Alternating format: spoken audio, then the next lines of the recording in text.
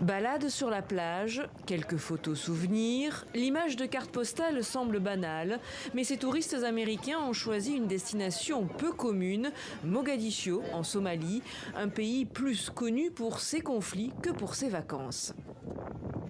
Pour être honnête, j'étais assez hésitante à venir.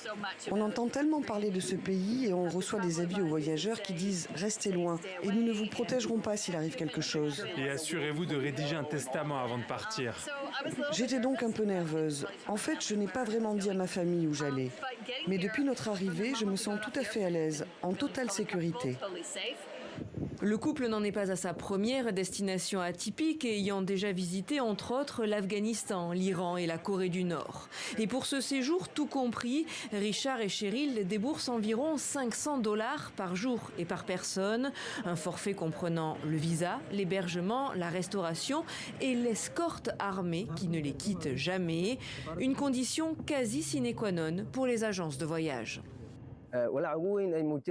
Leur principale préoccupation vient des avertissements qu'ils voient dans les médias occidentaux et européens, qui affirment que la Somalie n'est pas un pays sûr à visiter. Ces gouvernements émettent des avertissements à l'intention de leurs citoyens, ce qui amène les touristes à nous poser de nombreuses questions concernant la sécurité. En effet, plusieurs États dans le monde déconseillent à leurs ressortissants de voyager en Somalie, où le risque d'enlèvement et d'attentat est élevé et où l'accès à certains services peut être difficile.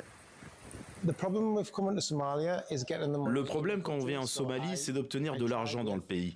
J'ai donc essayé d'utiliser 4 cartes bancaires britanniques différentes pour payer l'hôtel, mais elles ont toutes été bloquées et refusées. Ma banque a paniqué et j'ai dû l'appeler pour que mes cartes bancaires fonctionnent à nouveau.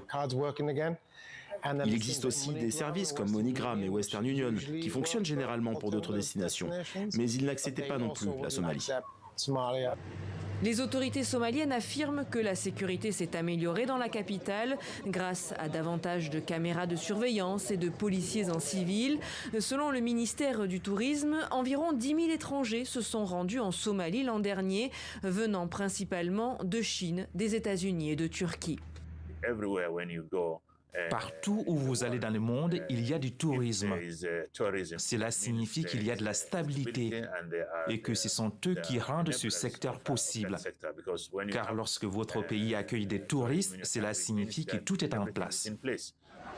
Mais pourtant, ces 6 derniers mois, Mogadiscio a connu un attentat raté contre le convoi présidentiel, des tirs d'obus près de l'aéroport et un assaut contre un centre de détention. Une image de carte postale moins idyllique.